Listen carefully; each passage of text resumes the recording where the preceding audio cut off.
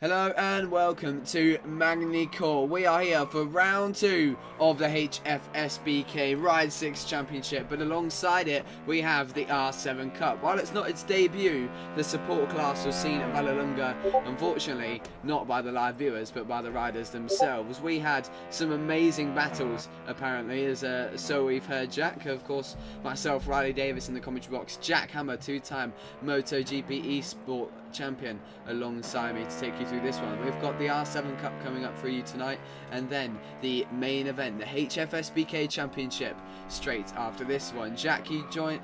We didn't get to see round 1, but we heard great things about it. At Magny-Cours, do you think we're going to see some similar, close racing? Absolutely. I mean, the first sector alone will help things out with the long back straight, lower slipstream of these bikes, being the smaller capacity engines and lower horsepower. So I reckon we could have maybe 5 abreast into the hairpin, which could be very scary because that could very easily end up in a massive pile-up. But I think with the way Magny-Cours is, for at least the first half of the first lap, we can have a big group and then probably spread out because the second half of the track can separate them a little bit. Yeah, let's just catch ourselves up then on what happened last time out in the R7 Cup. We'll just dive into the standings now based on the results. It was Henry Mack who took the race victory with 25 points, of course, to his name being it the first round. Then that was followed by Alfie Cox, Finley Cottenham taking third, the final spot on the podium. Then it was Haz Sutton in fourth, Armag aka Ross Maguire, the Sport Bike Cup champion, in fifth. Then in 6th, Harrison Day, and then following the top 6 in 7th, 8th and 9th was Adam BGP, Speedy Leon and Tom Kelly, aka Tillian. But we have a rammed grid today, rammed, not just for R7 Cup but for HFSBK as well. So we're really excited to see what can happen in this one today. But you've done a few laps yourself, Jack, around this track, maybe not on the R7, but is there a certain tactic that riders will want to be applying here in qualifying? Yeah, so, well, one is to not get penalties, which a lot of people will, everyone has basically on their laps. It's so easy, because if you turn a tiny bit too early, a tiny bit too late, it could just cause, like the Mogsy Prime example, you turn a bit too early, hit the orange, bang, penalty. So, but you are going to get a lot of time doing it. On these bikes, you got to just try to remember the Yamaha has awful acceleration, so you got to try and keep up that corner speed, but it's got a huge amount of torque. It's really weird. It's got no power, but it's got so much torque that it can override things. So, but it's really strong in braking. So I think you just got to try and maintain that corner speed, try and maximise the torque and the revs if you can. But yeah, if you can get the entry sorted and not rush it, everything else will fall into place. But you just got to make sure you get your braking spot right and your turning spot right. Everything else will fix itself. So those who can be patient enough to get everything right will probably be the ones who prosper the most. Yeah, exactly. A few unfamiliar names to some riders in the well, some fans, in fact, of HFSBK and the R7 Cup. We've got Mogsy out there. He's been present in quite a few rounds in the past of the Sport Bike Cup, but it might be your first time watching, which in that case all riders will be unfamiliar to you. But we'll go through them in order. We've got Finley Cottenham currently at the top of the session with a 142.1, the number 93 there on the GYTR branded Yamaha YZF R7. He's currently trailing, in fact leading Speedy Leon across the line, the number 11 behind him. But yeah, he placed third in the Sport Bike Cup standings and led it right to the final round and led it to the final corner until he was wiped out by Henry McCartney, which allowed Ross Maguire to take the title. Then of course we do have Mogsy, the Mogsy D88 on the number 54 machine, the MLD branded R7. He has been present in quite a few rounds as of previous, made a big effect on some championships, especially at Brands Indy. You may have seen him present in a lot of MLD and SDPG events. And then we've got Ross Maguire, the aforementioned Sport Bike Cup champion, also on an MLD branded Yamaha R7, the number 22 out there, currently in third. Make that fourth because Kalen has now just made his way into second place, the Welsh rider on the number 25 machine of another MLD branded Yamaha R7. That's a big number of MLD riders. Then we have Henry McCartney current championship leader, winner last time out on the Stanford Racing branded R7 Cup, of course, Moto 4 British Cup rider, if you're familiar with that championship. And then he is currently in the lead of another Moto 4 British Cup rider, Harrison Day, who is on the number 15, and he has got a Deo Paints branded Yamaha R7. Of course, his father, Josh Day, running a brilliant paint company that gets some brilliant liveries done for motorcycles and more. Ross Maguire previously covered, and Alfie Cox, another really fast rider. He's on the number 23. Keep your eye out for him. He can always spring a surprise in the race. He's on a trying to figure out what that is. It looks to me like a Dynotech Performance branded R7, and then another MOD bike in the form of Tom Kelly, aka Tlian, number 42. He's been present all the way through the Sport Bike Cup. Bob Rang, Charlie Randall's running the 24RS series, which you might be familiar with on my channel. He's got an APR branded R7, and then we've got Zach out there, formerly known as ex-Pusme, I believe. That I'm going to make the assumption that is the same Zach, on the number 27 Yamaha R7. He's got an Ugly & Co branded bike, and then we've got Speedy Leon with the Joey Dunlop helmet running a Carlsberg branded Yamaha R7. So yeah, a big grid here for Yamaha R7 Cup, because in Ride 6, especially with a commentator in the lobby, we're only allowed 11 riders, so it's great to see the grid you know, maxing out, isn't it? Yeah, I mean, more bikes, more action, so more chaos for us to enjoy and wrap our heads around, as everybody has got penalties on their best laps, to the surprise of absolutely nobody. I think, I mean, we spoke about it before we went on. So, Kaylin, you hold me up for the first Harrison sector Day just to calls roll himself off. the penalty king. As speak of the devil, he just pops in on the voice chat as Raul just mute everybody. But yeah, Harrison has called himself the penalty kings on Ride 6. So, be interesting to see a track that is so easy to get penalties for corner cutting and track limits. How much penalty time is he going to have, particularly in the Superbike race later on, which will be longer? But if any, I do hope somebody in the next 2 minutes can do a lap that isn't a personal best lap, that isn't penalised. But at this stage, I sort of doubt it after 15 minutes. Yeah, it was an interesting prospect that we were considering before the race began with Henry McCartney. What would the penalty be? And place your bets down in the comment section. We'll have to wait and see. This could be the most that betting has ever amounted to in terms of motorcycle racing esports.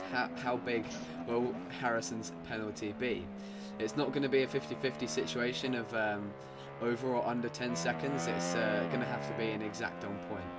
If you get down to the millisecond, the exact penalty that Harrison gets, and this does not apply to Harrison if he's listening to this before his race starts, if you can guess the exact penalty of Harrison Day in this race for the R7 Cup, down to the millisecond, then I will personally hand you £15, whether that be at an event, whether if you come to Fab Racing, or any racing event that we both might be going to in the future.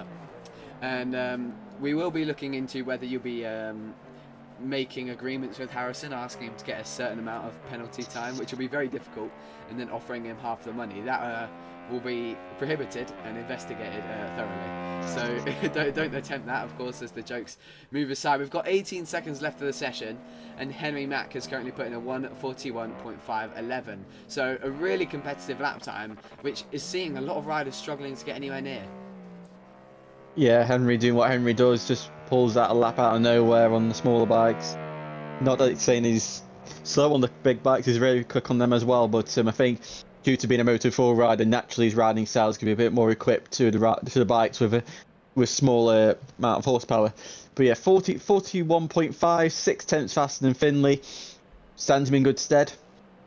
But we've seen plenty of times that Henry likes to make his life a bit hard for himself for some unknown reason during these races. So he's going to get a good start, survive the hairpin on lap 1, and if he can take the lead from there and get into a rhythm, I think it'll be pretty difficult to beat. But like I say, Henry does like to make things hard for him in these races for some strange reasons. So I feel like this race could definitely be interesting. Yeah, it certainly will. Of course, 0.6 of a second is an enormous gap to qualify on pole position with, but I don't think that's the complete story. I mean, we're going to have to wait and see what will be made of the hairpin, and then also the run down the straight on lap 1 as well. So we're excited to see what becomes of the R7 Cup here at Magny-Cours. We'll have to wait and find out, and it is about to start in just a few moments time. We're about a minute away from the racing getting underway. Now place your bets again. Jack, as I was saying, despite Henry's raw pace, things can go any way, especially on the last lap battle, heading down into the hairpin, heading down into the last sector even, with the run down to the penultimate corner. Who do you think is going to come out on top here at Magny-Cours in the R7 Cup? I can't not go Henry because he's got 6/10 advantage in qualifying, even though I've just said what I've said. But I'll go with Henry simply because he's got the fastest pace, but then, you know, there was, what, 5 riders there within a 10th or 2, so it could be anyone's, but I'll go with Henry. Yeah, it's a good shout considering he's 0.6 of a second ahead of the rest of the field. But you never count anyone else out here in HFSBK in the R7 Cup. If we think about the bikes that they're on, they're sport bikes in the end. I mean, how unpredictable is the Sport Bike Cup? And I think that's the perfect, I suppose, example of the action that might unfold here, as we're just waiting on what looks to be Finlay Cottenham to ready up. Only a few moments to go till the R7 Cup gets underway. A reminder then that your top 3 in the championship consists of your poleman Henry McCartney, and then he's followed by Alfie Cox in second, Finlay Cottenham in third. So those two looking to close in the standings. While we're only a round, of course, into the title fight, it is very important. Every point is crucial, as the Sport Bike Cup very, very much proved in its final 2 rounds. Then here we go. We're about to get racing for the first time tonight here at Magny-Cours under a very peculiar and rare French sun. Will there be a rare and peculiar race winner here today in the R7 Cup? They get underway now. Henry leaves us from pole position, and it's a great start from Finlay Cottenham on the number 93, trying to pull alongside Henry down into turn 1. Not quite an option available for the man on the GYTR number 93 R7. He's right in touch of the slipstream with Henry coming onto the straight. Henry's pulled himself a little bit of a gap, but look at the wide line there Finlay gives himself. He's earned himself a penalty for that one, but this is where things are going to get stressful. Here they come then. Finlay trying to pull along to the inside. Henry defends it, putting Finlay on the outside, and therefore into lead with the slipstream into the hairpin. Henry doesn't risk anything, doesn't go up the inside just yet on the brakes. Someone running wide there. That's Harrison running out wide, but managing to find himself in third. Kalen lines up in fourth. Finlay's the first man with a penalty, but he's also just in the lead as they head now down to this really fast right and then left. Really, really easy to get penalties there. As you can predict, Harrison's got his. A 10th of a penalty, 10th of a second to his name then, but it's wide from Henry on the exit. As you can tell, it is going to be an action-packed start to this race. We're waiting for some riders to start spreading out, but right now, if you're in that middle group, how do you manage the rest of this first lap? You got to be aggressive. You can't let it. But the problem is, if you're aggressive, you can cause yourself to be in battles and lose time. So it's all about timing. As here comes Finlay up the inside of Henry. Finlay knows that Henry's got a good pace, and he can't let him get away. But now here comes Henry with the slipstream round the outside, which will then turn into the inside. Heavy braking, but Henry backs out of it. He's thinking of the bigger picture.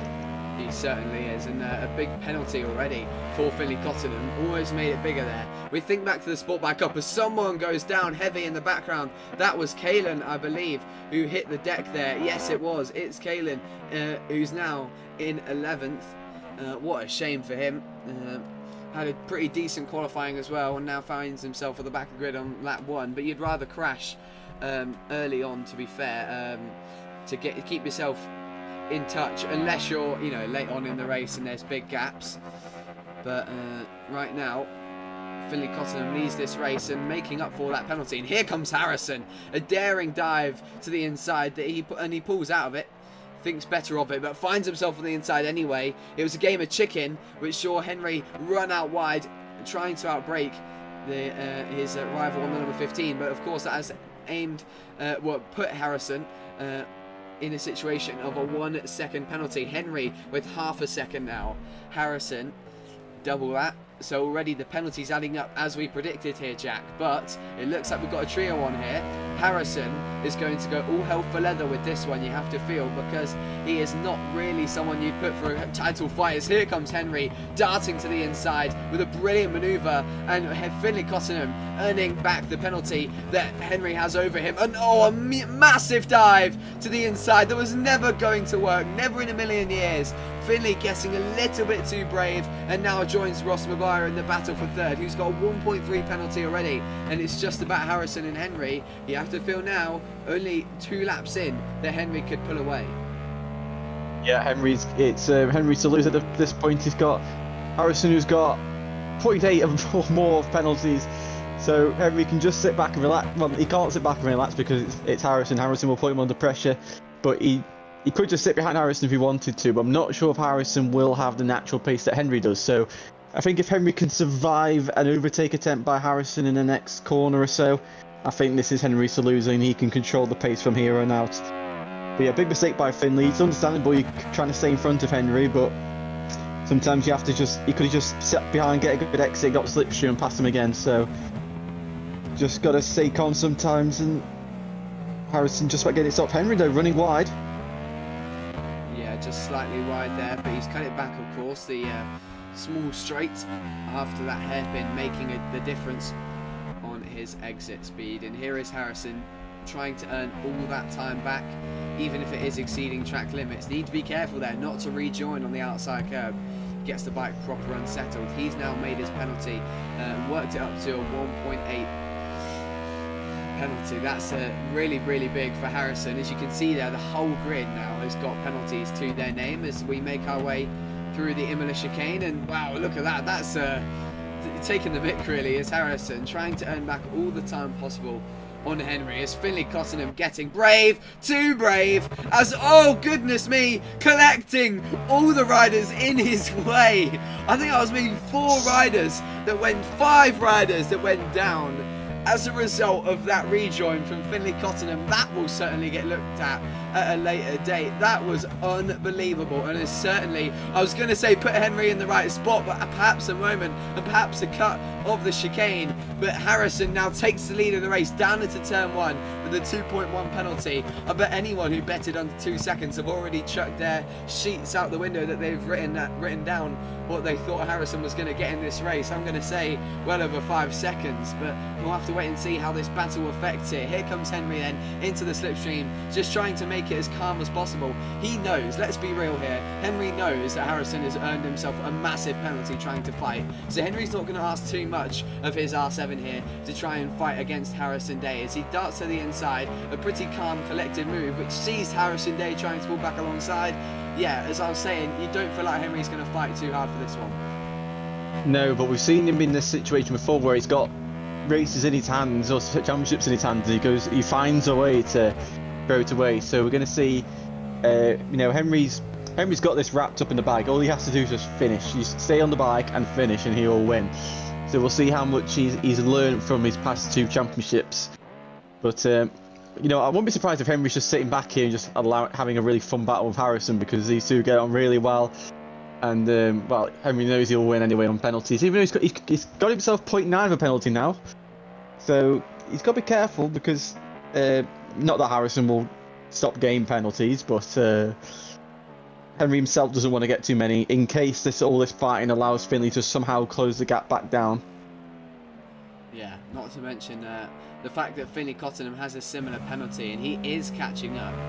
You have to feel that he would already be there in contention with Harrison and Henry had it not been for that crash 1 lap ago. Here we go again then. Harrison not being able to replicate the move into turn 1, but Henry getting into a bit of trouble on the grass as Harrison sets up the wide line at the Estoril corner. And then onto the straight, trying to get into the slipstream yet again. This is one thing that Harrison is good with.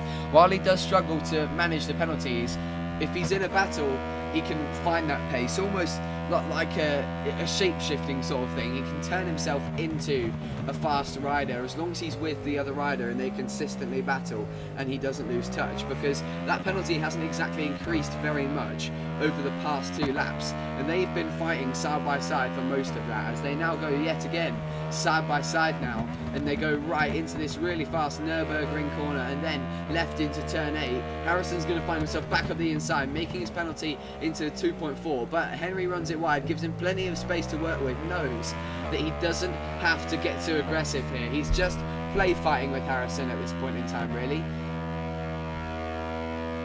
Yeah, I mean, we see with Harrison, it's very Bayonela-esque. You know, Bay's never usually the fastest on a Friday when it comes to the races, and he's able to glue onto the back of Maria Herrera, whoever it is that is the fastest during the weekend. So I think Harrison's got a bit of that in him. But yeah, I think Finley's just going to run out of time here to catch these two while they're battling. But seems like these two are having fun. I'm sure Harrison's saying many things in the voice chat to try and distract or try and get Henry to make a mistake to give him a chance of victory.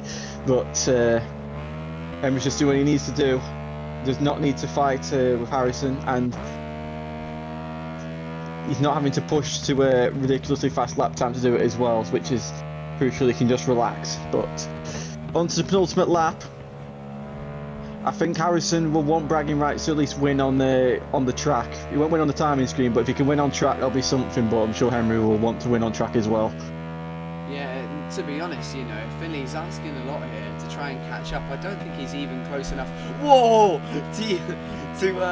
Yeah, I don't think he's close enough to get within that penalty barrier that Harrison's got. But if they keep battling like this, and they certainly will, Harrison clearly being handed an extra 20 quid maybe just to by Philly Cottenham to help him fight for this one. And of course, if Henry was to do the double to start off his season, that would be very, very big for his championship. And at this point in time, Charlie Randalls could be within a shout of still claiming that 3rd place. But Harrison is going to push on and is going to keep annoying Henry for the rest of this race. His best lap currently running at 52.4, not too bad compared to Henry, as he now tries and gains more time on the penalty counter to make his way into the Chateau d'Eau. And do you feel like he's going to be able to get a move down on Henry? I think so.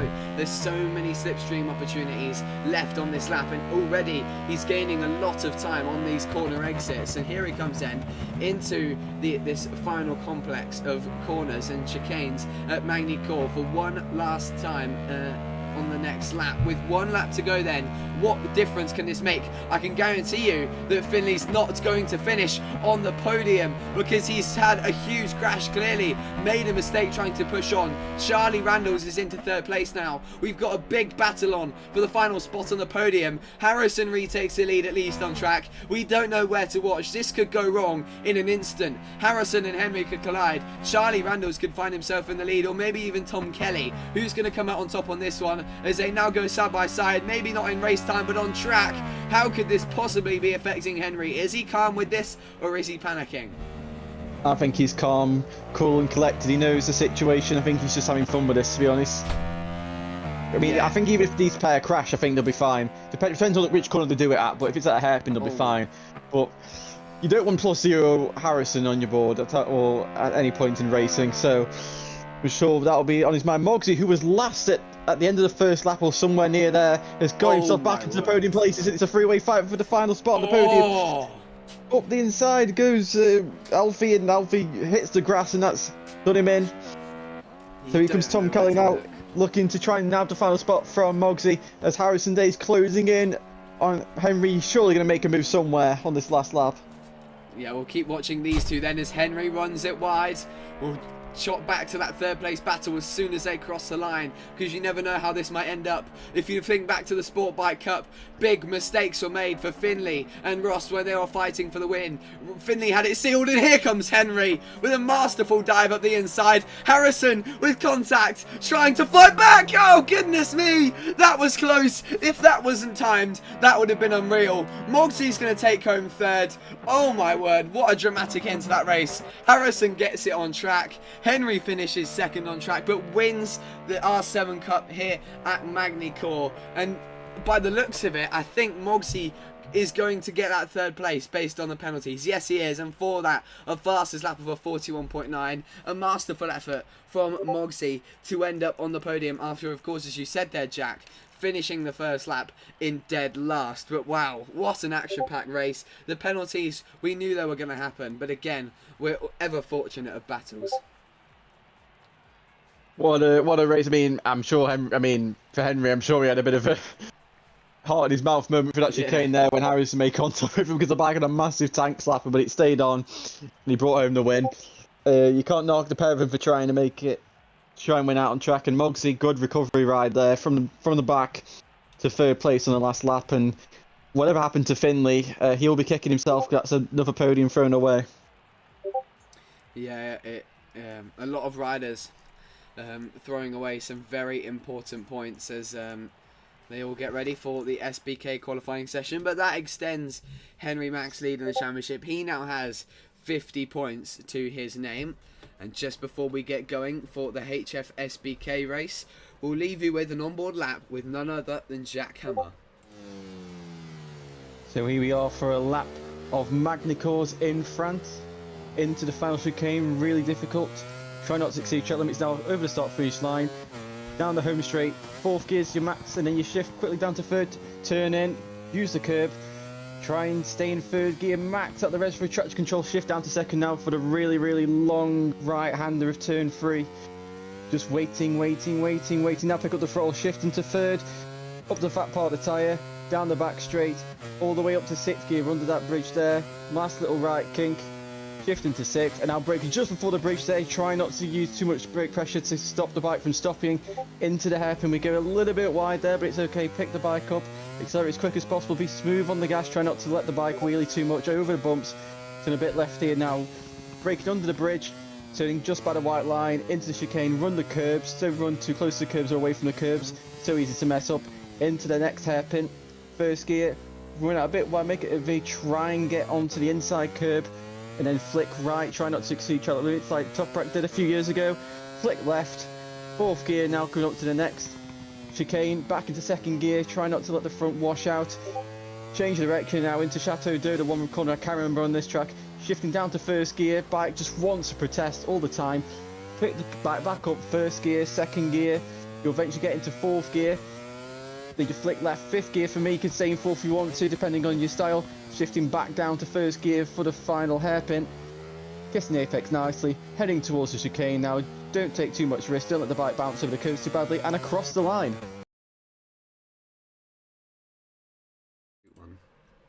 And there was your lap of Magny-Cours on a superbike, a Ducati Panigale V4R with Jack Hammer, of course, two-time MotoGP Sport Champion. So we'll talk a little bit more about that R7 Cup race because we've still got a little bit of time until we get underway for HFSBK. Jack, do you think anything regarding how close everyone was, is that going to bring any confidence into the main superbike race? Because just seeing there a comment from Charlie Randalls, I mean, everyone was running in the 42s and everyone was in a massive pack for that third spot and would have been in a big pack for the race lead had they all been had they not been all separated by that massive crash caused by Finley Cottenham in the middle part of the race.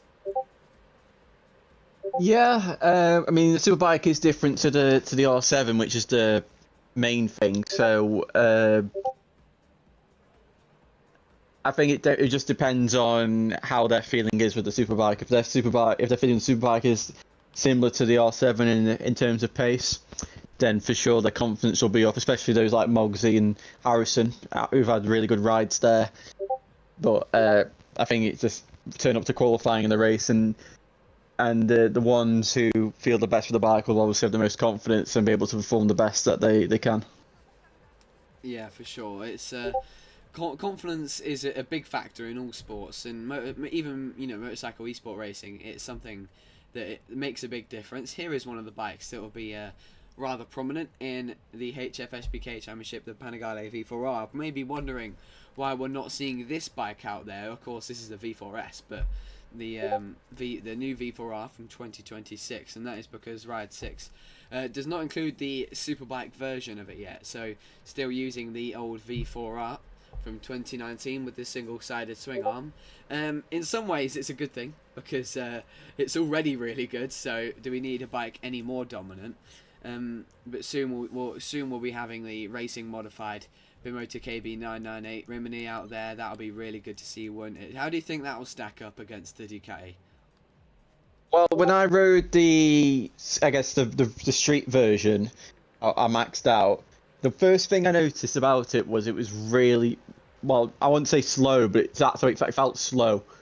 Like, it had no punch out corners and just lacked top speed compared to the Ducati, the BMW, compared to all the super bikes, really. How that will change turns into a race modified version, I don't know. I'd assume it'd have more horsepower.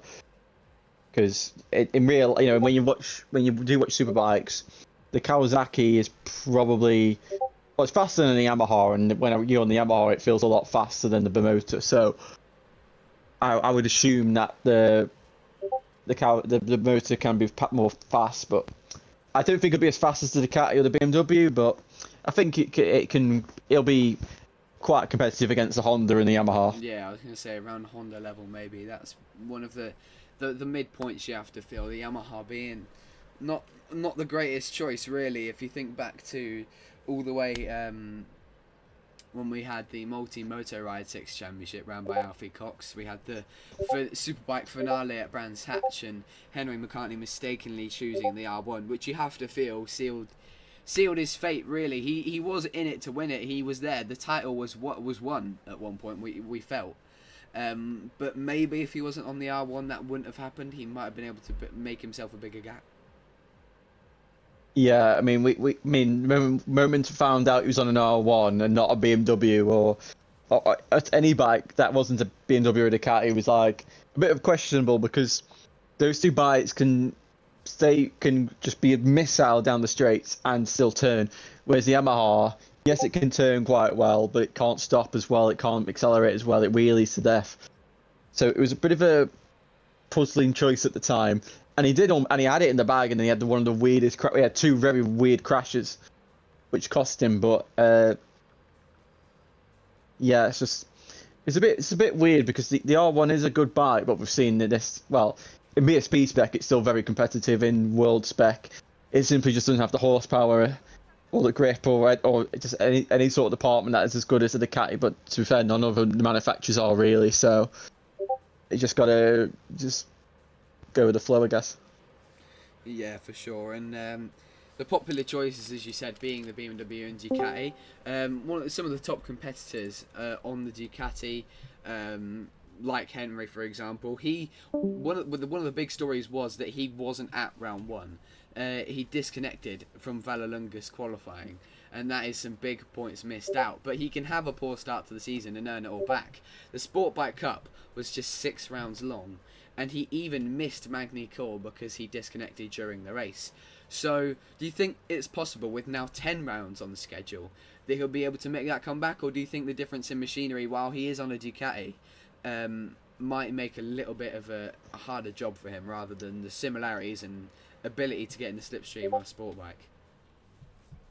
Well, I mean, so there's 10 rounds, 9 rounds to go now.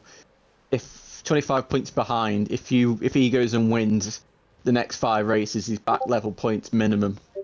Probably if doing that, he'd probably be championship leader. So it's at this stage way too early to say anybody's out of the running. But if he's have another DNF or DNS, then that's when you'd have to start worrying. But for now, I think your 25 points. I mean, in my situation in 2024, I was 24 points back, and even if it was normal points, I would have overturned that within the races I had. So it can easily be overturned quite quickly. It's just you got to be consistent, and you got to pick up the points when you can, and try and prosper when your championship rivals are struggling for whatever reason. Yeah, exactly. And we're hearing some insight for a rider that is on the Yamaha tonight, and that is Charlie Randalls in the comments. Thank you very much for your input, Charlie, telling us that he'll say now the Yamaha is losing at the hairpins because it requires a lot of short shift, and that of course would be to control the wheelie, as you said, as we unfortunately have lost Harry Payne from the session. Disconnecting goes HP skills. But yeah, the Yamaha is something that's not very easy to control, especially out of this hairpin here when you're going from such a low speed to such high speed down the following straight. So the Honda seems to be a strong choice. Steve, would you happen to know why that is? Well, whenever, I don't know if it's just me, but whenever I've ridden the Honda, the gearbox is extremely tall. Even if you set it to the shortest ratios, it's still extremely long. So I think in a track where there's loads of long hanging corners and hairpins, it's oh Christ, that was bad. You're just able to apply the throttle better. Stopping might be a bit of a problem, but it depends. Well, if you've got really short ratios, you can stop better anyway. But because it's long corners and it drags very powerful, but because it's taller, it can deliver the power a little bit smoother. So I think that's why the Honda can be a bit better than maybe it does in real life. But I don't know why. Every Honda I've been on that superbiked just has an extremely long gearbox, and I don't know why. Yeah, well, we'll see how Rossman. I was just about to say how he manages it, and there he goes. He goes down and down again. So clearly the Honda not being the best friend of the reigning Sport Bike Cup champion. Here's Kalen on the factory Honda as well. Lots of riders on board a Honda. We've got Tom Kelly out on it as well. So the factory Honda team, HRC team, making the most of signing as many riders as possible. 4 out of 10 riders on this grid on board a Honda. Alfie Cox on an Aprilia. An interesting choice then for him to be out there on the RSV4. Henry Mack on the Hostet Ducati. Alongside his teammate Harrison, of course not teammates in the R7 Cup, but certainly rivals after that race as they now go side by side down to the hairpin. That's something we've already seen tonight. And here comes Henry down the inside, not on a lap by the looks of it. So maybe just trying to help out Harrison, give him the slipstream, because they do have teams championships. But speaking of championships, we'll give you a small rundown on how things lined up after Vallelunga. Har's son was on board the Hostet Ducati. And no, sorry, he was not on the Hosted Ducati. He was on a different Ducati, the pink one, and he is not here tonight. He took victory in a sublime race last time out of Vallelunga on Tuesday night. He's not here. He's currently on holiday, and in place of him was meant to be Harry Payne, aka HB Skills, who has unfortunately disconnected from this race. Whether he'll be able to return, we'll have to wait and see. As Alfie Cox is now at the top of the timesheets with a 34.5 on board the Aprilia, quickly dethroned with a 134.4 by Tom Kelly on the number 42 CBR 1000. Charlie Randall's on the Yamaha R1, the GYTR machine. This machine used by Henry Mack in his endeavours in the final round of the Multi-Motor Ride 6 Championship. Of course, a number 30 number slapped on the front of it. Number 20, in fact, for Charlie Randall's. I believe that is the same livery, relatively the same livery that was used.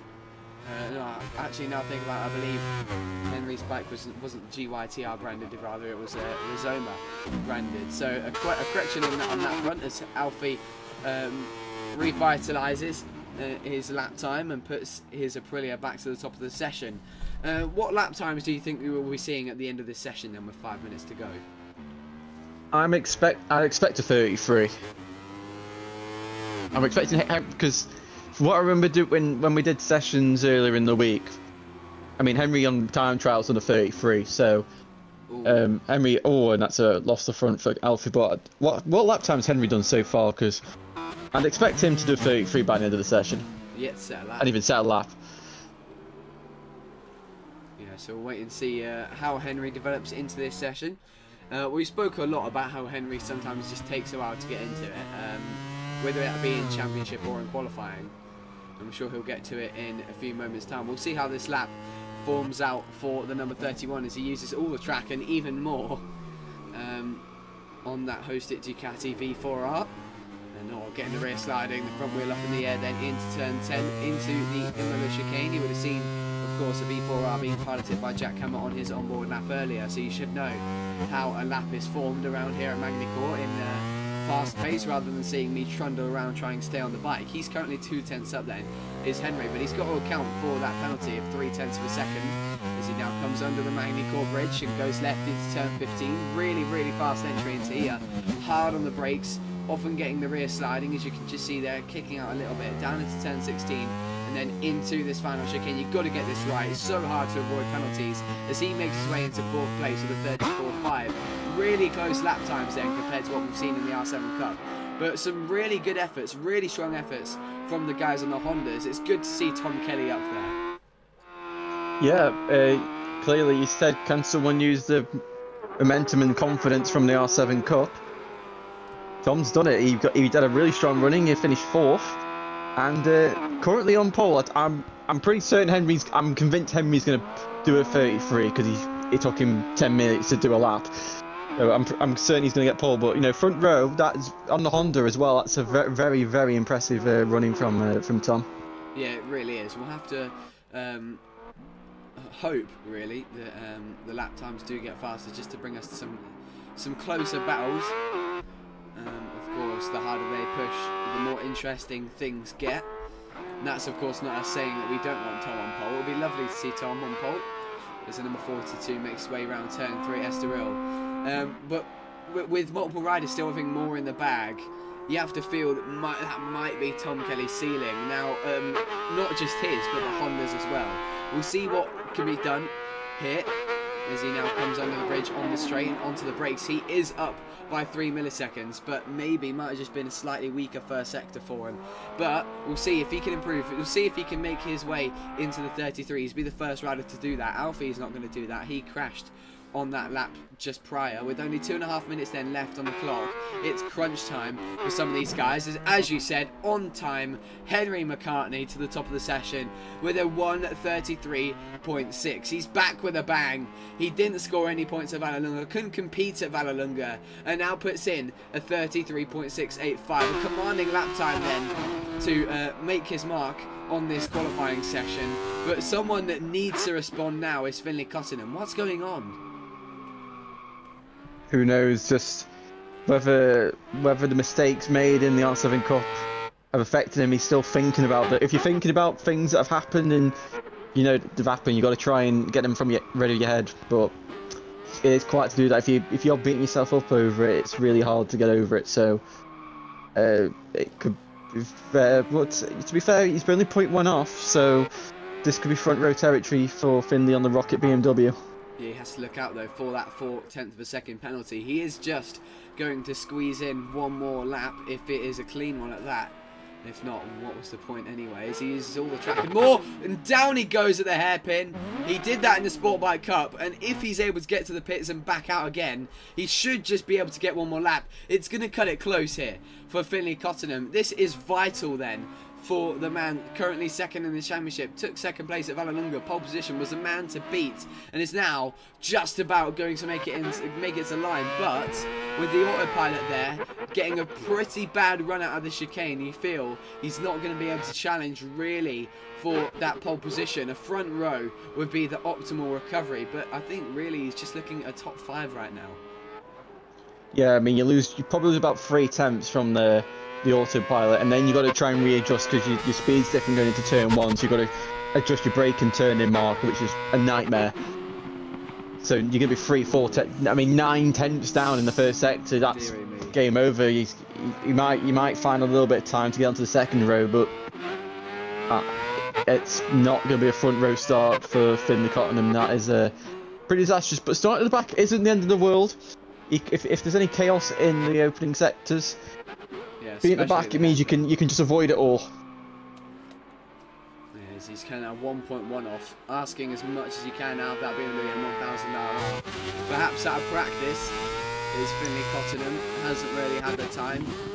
I know his dad's been away over the previous weekend at Not Kill racing at No Limit, so perhaps Finlay might have gone along with him and has not been able to practice as aggressively as he has in the past. Now, this lap might not even be as good as his 35.1. He's maybe just getting aggravated in this qualifying session. We'll have to see what happens in his race and how he can reflect on that. And we still don't really know what his true pace is. He comes across the line then with a 35.2, so he does not improve.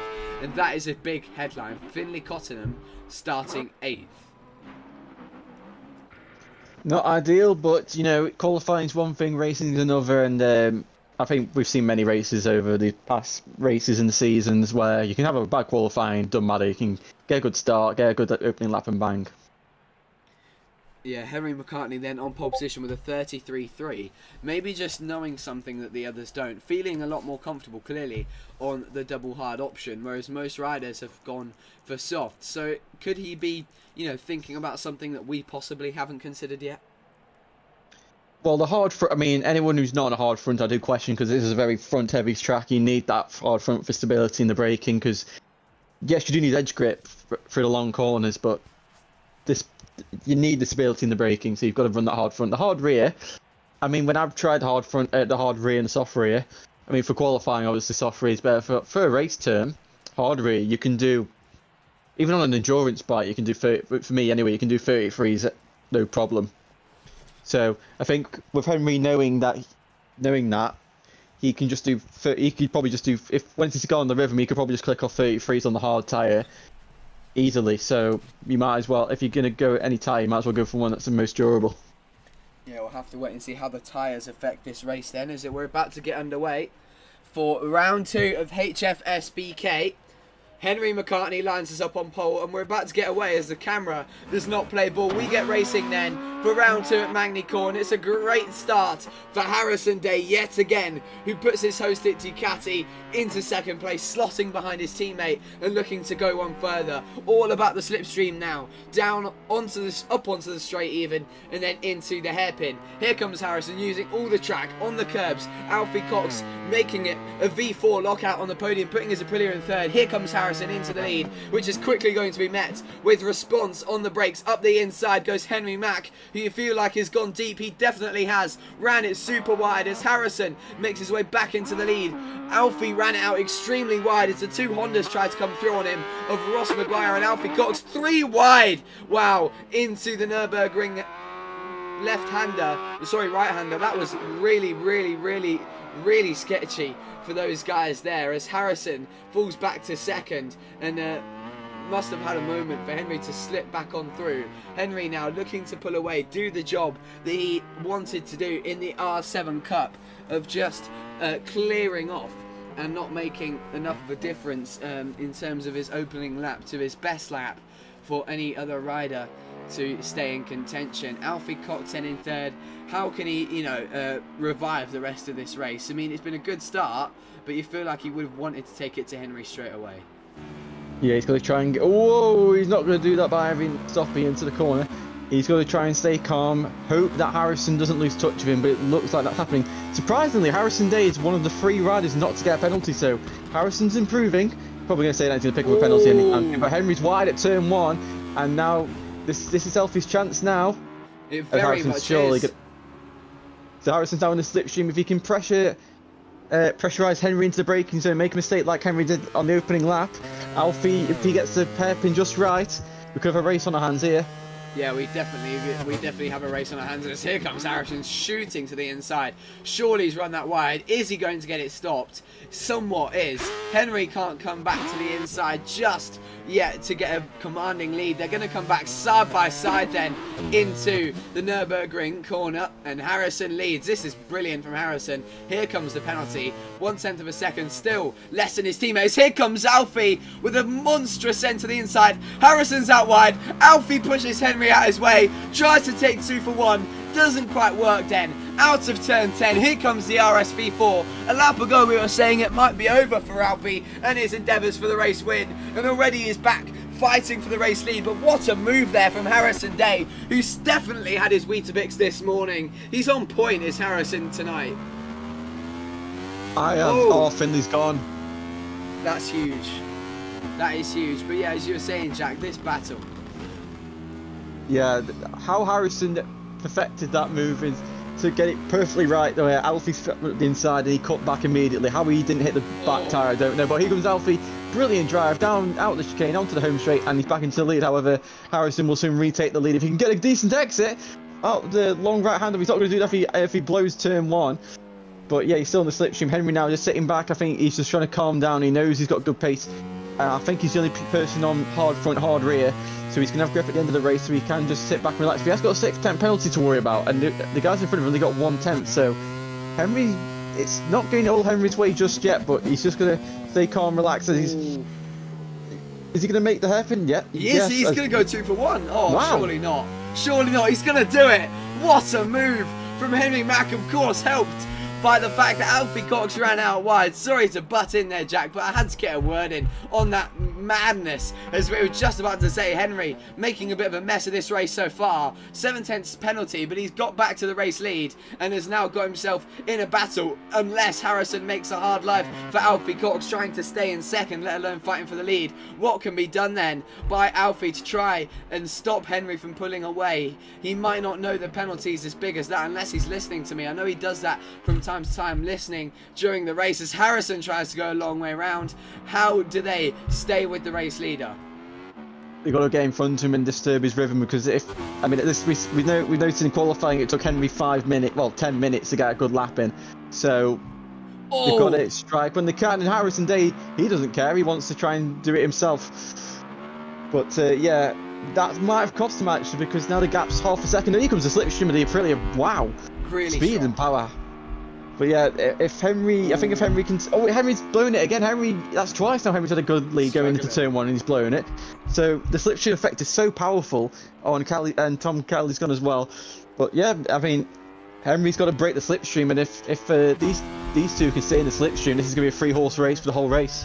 Yeah, and it looks like it might just be a 2-horse fight down into the hairpin yet again. What a brilliant race we've got going on here, as Alfie gets it way too ambitious into the hairpin, finds Harrison up the inside and through into second place now. What can the number 15 hosted Ducati do about his teammate? Surprisingly, a much smaller penalty. As I say that, he extends it by double into 0.4 of a second than his teammate. As Alfie is getting aggressive, he's getting restless here, trying to contend with Harrison Day, getting through. Oh no! A collision!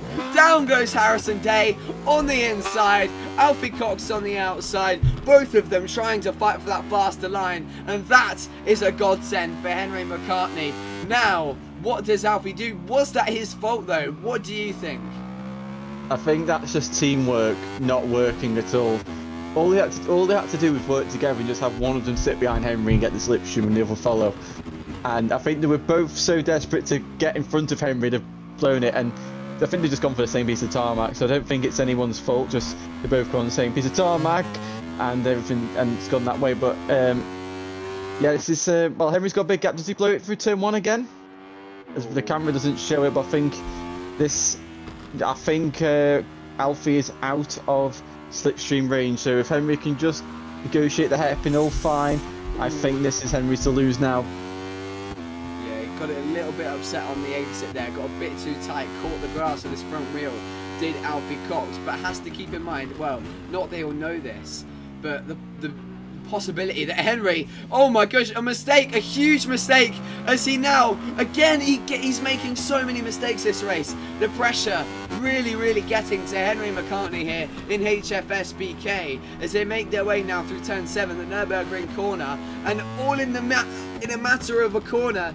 Alfie, I was just about to say his penalty could be a race winner here, but from what it was 0.4 of a second coming out of the hairpin, and is now 0.8 of a second coming out of turn 7, the corner after. That is huge. It's now a bigger penalty than Henry's. No, sorry, just slightly smaller, and it's not going to make a difference unless it's a run to line, which rarely happens at Magny-Cours. He's right in contention. The two are even now on penalties, and now Alfie has found the pace that he seemed to have lacked in qualifying. That Aprilia gets off the corners really well, and here he comes then, trying to get into the corner really well, up the inside, forces Henry off the track, a little bit over the line for Alfie Cox, and that's something that we've seen from him quite a lot in the past.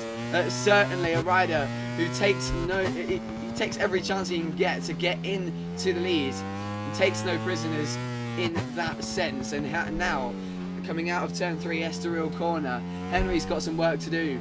From that, has earned himself a second penalty. That might have to be looked at a later date. Henry, you have to feel, is going to have the advantage down the straight somewhat, but he has to eradicate those mistakes now. He has a job to do to get back to the lead. Yeah, he's had 3 or 4 opportunities to clear off here, and he's blown them each time, and he's got sucked into the slipstream of the Aprilia, gone wide. That Ducati is better at braking. That's one thing Alfie's been struggling with. He can't get the bike stopped, but Henry just, I think that's the first time Henry's actually been in slipstream in this whole race, so he just didn't account for it, and he's blowing it for himself. But Alfie's wide, so it's like no one wants to win this race, but yeah, I think Henry's gonna have a lot more tyre left than Alfie is, because with the hard rear, but. Yeah, I think this is still Henry's to win or to lose, but yeah, Alfie's just doing the right thing. He's just keeping everything cleanish and tidy-ish. Not so tidy with the cleanish and tidy-ish with the move, but in terms of track limits anyway, he's doing a bit better than Henry is. But this is going to go down to the wire, I believe. Oh, it certainly will, because Henry's already back through into the lead. He sits up Alfie. How about that one, sir? But again, the Aprilia with a fantastic exit on to the start-finish straight. 2 laps to go, and Mugsy is coming into contention. A 2.1 penalty for him, but he can certainly make a difference in the fight, especially if these two earn themselves more penalties. Alfie versus Henry as they make their way onto the straight. Here we go, out of turn 3. The Ducati getting in the slipstream. Who will be the strongest on the brakes? They've both been making messes of it all race long, and now on the penultimate lap it's dress rehearsal time. Here comes Henry out of the slipstream, up the inside. He's blown it again, super wide for number 31 as Alfie says thank you sir and cuts straight back underneath him. 2/10 of a penalty that Henry has over Alfie at this point in time as they make their way through Nürburgring corner. Alfie's blown that one, he's gone down, he's blown it even wider. Wow, a massive mistake then that puts his hopes and dreams of race victory to rest. It was all in his hand. He had one hand on the trophy with the penalty at his advantage. Henry under pressure, not having the experience of chasing down the rider at all. It's gone down the drain. It's all up to Mugsy now to take advantage of any possible mistake that might come the way of Henry Mack. But you have to feel that this might be the exact thing that Henry needed to finally put his pace down. Absolutely. I mean, he did 33.6 on the last lap, so he finally found the speed. But yeah, he got the brake he needed. Alfie, I feel like maybe just the front went a bit light as he hit the gas, and that's all it takes really to go down here as we start the final lap. But Henry, he's got over a second to Mugsy on the track limit penalty, so he's going to be fine and nice. But he can just bring the bike home, not make any silly errors, and he will be victorious for the first time in the Superbike class. Yeah, we'll have to wait and see what becomes of the battle for second place. I don't think Alfie's close enough to even get within that 1.2 barrier that he needs to claim second place from Mugsy, but this will be the perfect way here to open Henry's account for his season in HFSBK. Wasn't present at Vallelunga, disconnected from qualifying, and so many stories mounted from that. Can he come back in the championship? Can he repeat the challenge that erupted in the second half of the season in the Sport Bike Cup? Can he bring it home today? Questions were asked not only of his championship but the race right now, whether he can hang on to it. Mistakes were made, corners blown wide, penalties gained, battles against his teammate Harrison and Alfie Cox as well, as he takes a lot of curb there. Mugsy making the lap of his life here to try and chase him down, but unless a mistake becomes of Henry McCartney, it's not going to be enough. All the questions, as I was just saying, asked all race long of the man on the Ducati, missing Vallelunga as he clips the grass there, doesn't want to get it wrong here. Dramas happened in the past here in the Sport Bike Cup on the last corner, but no drama, at least compared to the first half of the race, for Henry McCartney, who wins his debut in the HFSBK series with a win here at Magny-Cours. A commanding performance to silence any doubts that we had of him. While it looked like mistakes were made, he answered them in fine fashion, placing Alfie Cox under pressure with a 33.6 there towards the death of the race. And Mugsy comes home for second place. A valiant effort from him once again to pick up the pieces and the fastest lap with a 33.5. Alfie Cox, though, he threw that down the road. As much as you were talking about Henry blowing it, that was certainly a big mistake. Yeah, he had the race lead. He had it. It was going to be a head-to-head fight between him and Henry at the end there, and just a slight. Honestly, it's so easy to make through that chicane. Just turn over, bang, front from just wash out over the front being so light, and yeah, but he still got the podium, which is very good. Yeah, it was still a great ride to help himself out in the championship. Of course, Finley Cottenham not being around, has Sutton not being around. That's the top two in the championship that haven't scored points, and that is massive for Henry McCartney to get back into contention. Of course, it wasn't present at Vallelunga as formerly mentioned, but the top two in the championship going into this was Finley Cottenham and Has Sutton, who have not scored a point, with the DNF of Finley Cottenham and Has Sutton not turning up. That is huge for the championship, and we'll have to wait and see what happens for the rest of the season. We'll get Alfie Cox in later on, but right now we have in the commentary box, we have Mogsy, the man who came second place. We'll talk to Alfie after. Actually, in fact, we'll give you a second, Mogsy, because we'll work back in terms of the podium. We'll start then with Henry McCartney, the race winner. Questions were asked, mistakes were made, and the pressure was put on. But in the end, you took command of that. A brilliant race. Thank you very much. It's a tough race once again.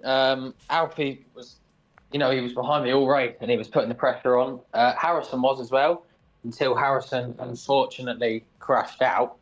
But nonetheless, good race and a double win in both classes. So. Yeah, great weekend, of course. If you think back to Magny-Cours in the Sport Bike Cup, it went pretty wrong, didn't it, of course? Not being able to finish the race. So it's nice to come back to what is essentially a bogey track so far in this bubble of the series and take a commanding victory like this. But it didn't go without the mistakes. You just talk us through sort of what was going through your mind in that first half where Harrison and Alfie were just, biting at every opportunity they could to send it up the inside. Yeah, to be honest, since Harrison was my teammate, I was just trying to make sure he was staying in that front group, and he was, and so was Alfie. But I was just trying to make sure I was staying out of trouble, whether that was in the lead or the back of the pack. You could just sort of see in the race I was a bit careful, but I think when I had to make a move, I had to make a move and such. Yeah, it was a great ride by you then. And next up on the calendar, as I look here, is Donington Park. So that is certainly a track that you've had your ups and downs at, but nonetheless you've been super, super fast there. So do you think you'll be able to take that Ducati to a more dominant performance this time, or do you think it'll be another battle? It's going to be hard at Donington. I wouldn't say, from my point of view, Donington's a Ducati track, but I still think me and Harrison can make it work around there. Obviously, we spent a lot of time practicing and finding the right setup for this round, and it clearly showed. We was up there in the race, but Donington could be good and hopefully a win. Yeah, of course, Harrison doing very well on his hosted Ducati as well until the collision occurred between himself and Alfie Cox, which will have to be looked at a later time. A bit more of a racing incident, we feel, a bit of a fighting for their space on track. But anyway, congratulations, Henry, on a fantastic win, and good luck for the rest of the season. Thank you very much. Of course, that was Henry McCartney, your race winner, and making a massive effect in the championship after not being present at Vallelunga. A huge, huge difference then with no points scored for Has Sutton and a poor round for Finley Cottenham. But now joining us in the commentary box as we work backwards on the podium this time is Mogsy. Mogsy, we weren't really thinking about you for most of that race, not to sound horrible, but that turned into a really interesting battle at the end between Alfie and Henry and Harrison, and ultimately you did the perfect job to stay consistent and pick up the pieces yet again like you did in the R7 Cup. I mean, yeah, to be honest, I didn't think I was going to be anywhere as well. Obviously I was dead last after the first few laps, so I kind of just thought to myself, keep my head down and try and see, how far I can get up. And obviously with everyone battling and going down, then I just managed to pick up the pieces from the front three and bring it home in second. Yeah, a great effort to bring home that second on the Honda CBR 1000. Is it a bike you're coping well with? Do you think you'll be able to continue on that podium challenging pace for the rest of the season? Hopefully. It's not an easy bike to ride. It's certainly challenging, but obviously, the more time you spend on it, the more you'll get used to it. So just some more laps needed on, I think. And then I think that the qualifying pace is definitely there. Even though I started 6th in the Superbike race today, I think I didn't show everything what the Honda was capable of. So hopefully in the next few rounds I can bring the Honda onto the front row and then hopefully fight for the win. So Yeah, the pace definitely there. I mean, a 33.5 at the end of that race. So certainly nothing short of spectacular with what was such a strong lap. But Donington Park up next. Do you think that'll be a strong track for the Honda? yeah, I think it will be, because there's not many tight corners. It's kind of all just kind of flowing. So hopefully it won't struggle too much, because the front end on it can be a little bit twitchy sometimes. But especially on a track like Magny-Cours, there's some very weird corners. So I think it'll be alright round Donington, to be honest. Yeah, a great ride nonetheless, and we wish the best for the rest of your season. Well done on that second place, Mogsy. Thank you. Cheers. Yeah, great to talk then to Mogsy, the second place finisher in that race. Certainly, as I said, picking up the pieces, but definitely earned it with his incredible pace. And next up then, we have your third place finisher, Alfie. A bittersweet podium. Not the easiest of qualifying sessions, and I can imagine you were a bit surprised, to be honest, in that, well, second, third of the race, when you started to be so competitive with Henry, despite his commanding qualifying lap. It all going down the drain in the end after battling with Harrison, and the mistake you made later on with only 2 laps to go. But still a pretty successful round. Yeah, overall, I'm kind of really surprised with how it went, to be fair. I really don't like the Aprilia, to be fair. I'm not going to lie. I would much rather get on a Ducati, just because it is so much easier and quicker. But yeah, I'll try my hardest in every race and every round, and we'll see how it goes to the championship. Well, yeah, nonetheless, the Aprilia still looking like a pretty strong bit of kit with what you managed to do out of there. But we were speculating really as to what was happening between yourself and Harrison in terms of, telepathy in the first half, because you were battling so hard. Were you trying to bring to effect a bit of an agreement between you two to try and work together and catch Henry, or were you just solely focused on battling Harrison in that point? It was fully just battling Harrison and just trying to just get to the front, because I knew as soon as I get to that straight, I know they will just come straight past me. So it was just trying to get a gap as far around the track as possible to be able to withstand the straight. Yeah, it was a bit of quite a strong point for that Aprilia, and for yourself as well, that we noticed, is that the Aprilia was really strong out of the corners. So were you feeling that, or were you feeling that your strength, or the bike strength rather, was somewhere else over the Ducati boys? I think it's definitely the biggest part of it is the corner speed and the line choice. I can't even get my words out. Yeah, just the line choice and how it leans and how it turns compared to the Ducati. Ducati's a bit more classic superbike, getting it on the big part of the tyre and, yeah, using it as superbike, where the Aprilia, you can use it a bit more 600 and use the corner speed. Yeah, and one last question to end it off then. I've asked a few people. Do you think the Aprilia, as you said, with the corner speed, that should necessarily be a pretty strong contender at Donington Park? Do you think you'll be aiming for the top spot there? Yeah, I feel very confident around Donny. I think the bike will work well there. I'll know where, for the most part, where my braking points will be, going straight in, not whereas Magny-Cours, it was straight in, I don't have a clue where I'm going.